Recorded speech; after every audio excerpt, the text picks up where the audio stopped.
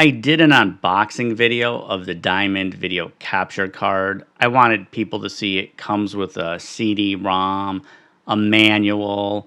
I wanted people to see what the product actually looks like. You can tell it comes with the RCA cables as well. And here I have a still image of what the product looks like. There's really not a lot to it, obviously. This video is going to be a review of the video capture card and the software that came with it. This is Cyberlink's Power Director software. It comes with the Diamond video capture card. If I hit play, we can see it playing back just fine. If you record into MPEG, it stays in sync. The image quality looks okay from the video file itself. However, using this to edit with is kind of horrible because it just kind of looks pixelated. And I want to let people know I have the preview quality at high preview quality. It just doesn't look all that good. If you use one of the DV converters, you can output to an NTSC monitor, and that's a really nice way to edit. So I wouldn't really want to edit, my VHS tapes using this particular software. For exporting, you don't have a lot of options with this cheap software that comes with it. Now, if you want to pay like $75, $85, you can get the full version Power Director. But now your $40, $50 video capture card is actually over $100. You might as well just get a DV converter and use Premiere Pro because Premiere Pro is free for 30 days. You might as well just use the 30-day trial of Premiere Pro. So that's really all I kind of wanted to say about the editing with Power Director. As far as the video capture is concerned, I really can't show it doing video capture with the Diamond video capture card because it crapped out on me. I'm letting people know I had it connected to my i7 computer with the GTX 1060. I had it connected to my i9 computer with my RTX 2070. It worked on both of those for a couple days, and then all of a sudden it just totally crapped out. It won't even be recognized. If I go into settings, my deck link, and there's where you see Blackmagic Design is recognized, and here we're seeing the Blackmagic audio. I want to let you know you really can't use this software to capture video with the intensity shuttle. It'll crap out on you. Not that you'd want to do that, but I really can't even show how you can video capture with this particular software because it won't work, like I said, with my intensity shuttle. And my Diamond video capture card, the hardware is just really messed up. It's not a driver issue or a software issue. It just doesn't work. The computer just doesn't recognize it being connected. And I've read articles, in discussion forums about these cheap USB capture cards working for like a day or two, and then they really just crap out, the hardware does.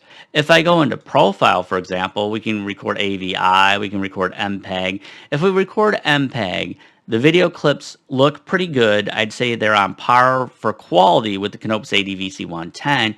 You can edit it in Cyberlink's Power Director. Okay, you won't really run into any issues, but it's just not a really good editing system in my opinion. Now, we can also switch to AVI video codecs. We can have different options here like 640 by 480. We can even go into settings. And we can do Blackmagic Design codec, but the problem is if you select these, you're thinking, wow, I can select these codecs and import them into Premiere Pro. You actually cannot do that. The audio will be out of sync, or the audio will be distorted, or you'll see green flashes in the video. No matter what codec I use, whether it's AVI, Blackmagic codec, or even MPEG-2, you're just not going to be able to import them into Premiere Pro. I'll demonstrate that right now real quick. The video clips you see in this sequence were recorded with the Diamond video capture card. Some of these clips are motion JPEG, some of them are MPEG, some of them were recorded into the Blackmagic Design video codec. The problem is either the audio is out of sync or distorted, or the video has green flashes in it. I'm going to play a sample clip really quick. Drives. We're going to install several different operating systems, and we're going to make a dual boot. As you can tell, there's no way I could use Premiere Pro to edit these video clips that were captured with the Diamond video capture card. As you can imagine, I'm not going to do a tutorial for the Cyberlink Power Director software, just for the simple fact that the Diamond video capture card really didn't work out all that well. I just want to let people know I have a cheap knockoff of the EasyCap capture card. If you go to the system tray and you double click this icon, here's where the software is located. I'm going to hit OK. But if I go into the actual control panel of this software where it says video settings, this USB 2.0 PC camera is the EasyCap knockoff. It just will not make use of my Blackmagic design. Or let me just click this. Or if I go to try and initialize this, it just doesn't work with anything. I want to let people know it did work with Windows 7. I did get it to work with Windows 7, but you shouldn't have to use Windows 7 in order to get, your software to work. The cheap EasyCap capture card knockoff that I bought does come with this utility as well. If you go to devices and you go USB 2.0 PC camera, this is my EasyCap capture card, my knockoff. It's not the real EasyCap. It's hooked into my Hi-8 camera. If I go into function, if I go into video parameter settings, you can switch, the brightness really quick. I can switch the sharpness, the saturation, the gamma levels. You're never really going to get a good image. I want to say that the Diamond VC500 capture card does have a utility like this. The problem is whenever I go to brightness or contrast or trying to change it, the screen will just turn green. Just like how you've seen the flashes of green when it's in Premiere Pro, when you import it into Premiere Pro, it just is totally green. It's unfortunate that I could not demonstrate how to use the Diamond VC500 video capture card along with CyberLink's Power Director. And like I said, I can't even show how to capture video using the Intensity Shuttle with the Power Director software because it'll just totally lock up the system. I want to let people know the product died before I could try and capture old VHS tapes, so I don't know if this will do a good job at capturing old VHS tapes. I imagine it probably will, but I can't say for sure. I only captured Hi-8 tapes with it.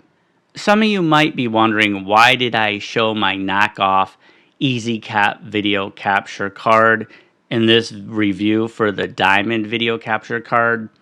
I thought it was kind of important to let people know that both the Diamond video capture card and this knockoff of the EasyCap video capture card had glitches within the software itself, not working all that well. I think that's going to be the case with a lot of the cheap USB video capture cards, although I know some people do get really good results. I know some people are going to say if I use the Diamond video capture card with OBS software that things would have been a lot better. I could have imported the video clips into Premiere Pro without any problems. Now you're really getting into jumping through a lot of hoops to get the product to work correctly, though.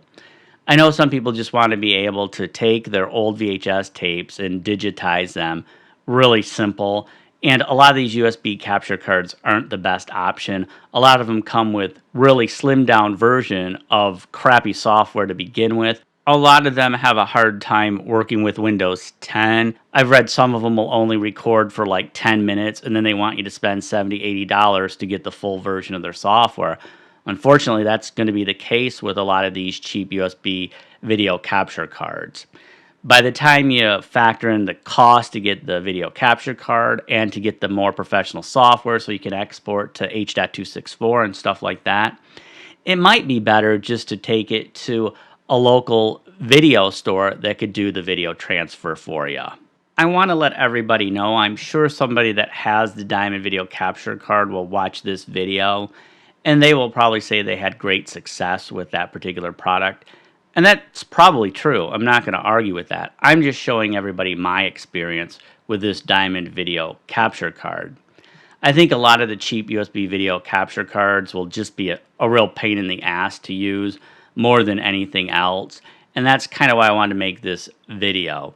Before I end this video, I want to state that I was hoping the software that was bundled with this Diamond video capture card would be pretty decent and give you some decent options, but unfortunately that is not the case. When you try to do certain things, it will say that you need to upgrade to the full version. I also want to say I was hoping I could import the video clips into Premiere Pro without any hiccups or glitches. Unfortunately, that was not the case either.